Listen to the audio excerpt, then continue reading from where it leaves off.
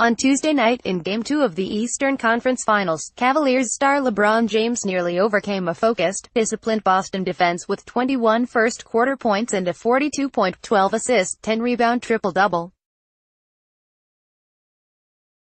He nearly overcame the rest of his teammates, shooting 5 for 20 from the three-point line. He nearly overcame another brilliant start from Boston's Jaylen Brown and equally brilliant finishes from Terry Rozier and Al Horford. But he could not overcome the hefty helping of stupidity shoveled out by his teammates and coach on this night. That, ultimately, opened the way for the Celtics to come back and win, 107-94, a game Cleveland controlled for the first half and the first 2 minutes of the third quarter. And it's left the Cavs with 2 opening losses in this series, the first time James has faced an 0-2 deficit against an East foe since 2008.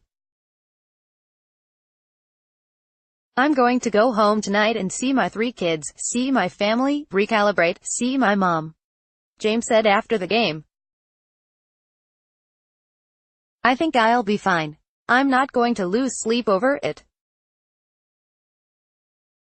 You go out and when you lay everything on the line, at the end of the day, you can live with that.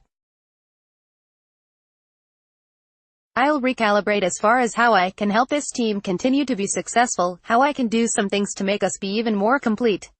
It's generous of James to take the responsibility for this loss, to assert that his game was not complete enough. There wasn't much lacking from James on Tuesday. What was lacking was functional gray matter from those surrounding James. Begin with Junior Smith, who had 15 seconds worth of brain freeze that catapulted Cleveland into this loss. With 4:04 to play in the fourth quarter and the Cavs hanging in, trailing by 8 points, Smith launched a contested, hurried three-pointer with 2.5 seconds on the shot clock, after having dribbled aimlessly for 7+ seconds while being hounded by Marcus Smart. The shot missed, and on the next Celtics possession, Smith unwisely shoved Horford from behind on a driving attempt, a flagrant one. Horford made the 2 free throws, and added a reverse layup 12 seconds later, pushing Boston ahead by 12 points, a gap the Cavs never would close.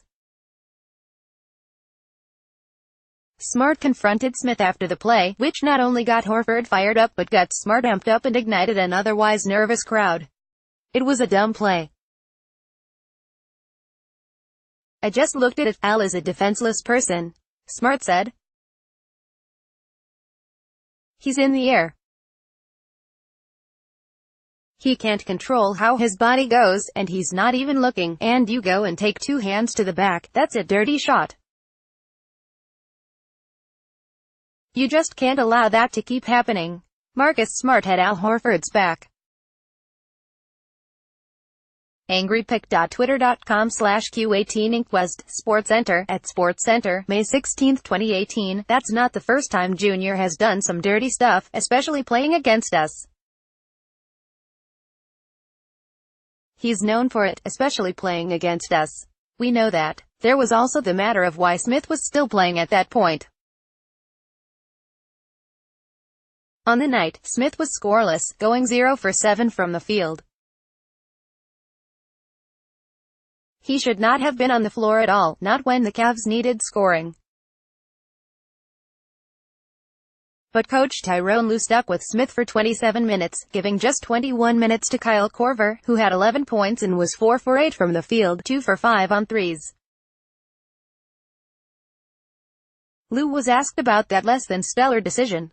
"He's taken big shots," Lue said, which is as true of Korver as it is of Smith. "He's made big shots for us. No matter what he's shooting in the game, we know he can get going at any point in time, so that's the reason." Smith acknowledged the silliness of his decision. "I blatantly pushed him," Smith said. "It wasn't like I was trying to low-bridge him or something. I just wanted to make sure he didn't get it. It was a good, hard foul. I understand why they gave me a flag there. There was more run-of-the-mill dumbness from this team, especially down the stretch of the game. There were 4 fouls committed in the first 3:39 of the fourth quarter, which put Boston into the bonus early and led to the Celtics taking 11 fourth-quarter free throws, making 9 of them and mitigating that team's 30.4% shooting. There were 6 turnovers in the fourth quarter. There were 5 Celtics offensive rebounds, to none for Cleveland. The Cavs were drowning in their own stupidity late in Game 2, but James insisted they'd not lost their composure. "I don't think so," James said. "I think that's easy to say. I think we had some good looks. We had a 2-possession game, down 6. We had a great trap in the corner on Jaylen Brown. I felt like we played great defense, but the foul was called on Al Horford.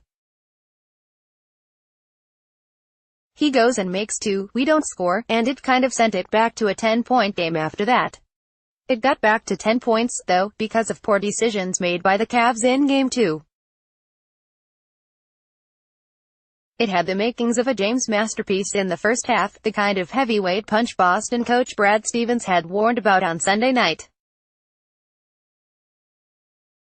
But things unraveled as the game wore on. James was poised to beat the Celtics nearly single-handedly on Tuesday, to beat the schemes of Stevens and flummox defenders like Marcus Morris, who had been allowed to do too much preening after the way he limited James in Game 1.